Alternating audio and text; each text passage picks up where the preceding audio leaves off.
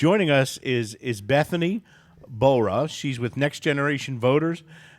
Bethany, welcome to the show. Thank you for having me. Bethany, good to talk to you. So I met you at the Smart Girl Politics Summit when it was here in Washington, D.C. area. You're 16 years old. You run this website, Next Generation Voters. You're an aspiring journalist. You do interviews with you got Rick Scott to do an interview with you. You got Daryl Issa to do an interview with you. First of all, talk about Next Generation Voters and what that is, and then talk about how you get these interviews and why you're so interested in interviewing these newsmakers. Well, I started Next Generation Voters about 18 months ago. After the 2010 elections, I was really inspired seeing Marco Rubio, Rand Paul, Mike Lee, all of these constitutional conservatives elected. Mm-hmm.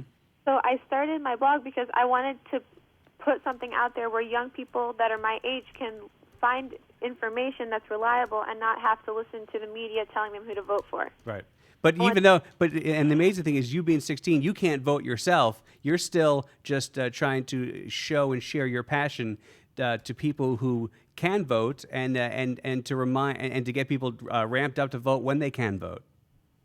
Right. Well, one of the things I'm especially doing with my blog is I'm trying to push that even if you can't vote, your voice can act as your vote. Wow. Okay. So you can, even though I'm not able to vote yet, mm-hmm. the decisions that are being made affect me. Yes. Because my generation is going to be inheriting all of the problems that we have right now. So I still think it's important, even if you can't vote, to at least be informed about what's going on and make sure that you're staying on top of it. As a 16-year-old girl, what is, let's make you political pundit right now. And as a 16-year-old girl, what is the biggest problem in our country? I think that the biggest problem in our country is probably unemployment. Unemployment affects a lot of areas. It affects a lot of different areas. Unemployment's definitely big, especially with young people, because the unemployment rate for young people is around 17%, mm-hmm. and it's much higher than the national average. So I think that especially for people my age, unemployment is probably the biggest issue, because coming out of college, we don't have anything to do. We don't have any job that we can go to. Well, Bethany, it's Emily, and you are so impressive. I just, marvel at their website and hope people look at it, nextgenerationvoters.com. And you have these, interviews, and your issues so well. And how do you get some of maybe your friends who think politics is boring or doesn't affect them? How do you get so many young people involved, and what are you doing? The biggest thing I'm trying to say is that this is going to be our country one day. All of this, almost $16 trillion in debt, the unemployment rate, all of these issues, the foreign threats, we're going to inherit them one day. Yep. So it's important that we're informed today of the issues that are going to affect us tomorrow. Because if we just let them be now, then we're going to inherit something that we can't fix. What do you you've interviewed some amazing people, as Cameron said. Who do you really want to talk to on either side of the aisle? Who do you think should sit down with young people and talk? I think that definitely on the right, Daryl Issa is a huge, he's a very, very strong leader.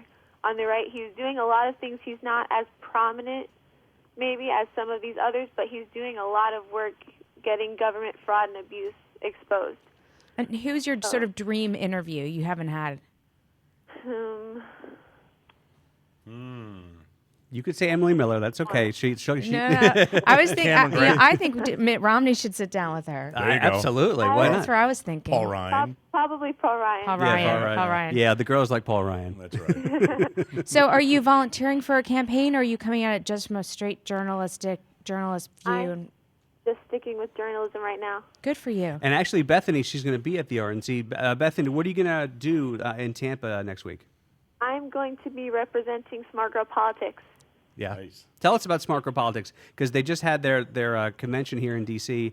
It's a great organization. Tell us just about that organization. Smart Girl Politics is a conservative women's organization that is seeking to educate, engage, and empower conservative women into politics and get them engaged in the political arena through volunteering and phone banking and even running for office. And we're starting to endorse some different candidates. And it was started right after the 2008 election by two stay-at-home moms. Mm-hmm.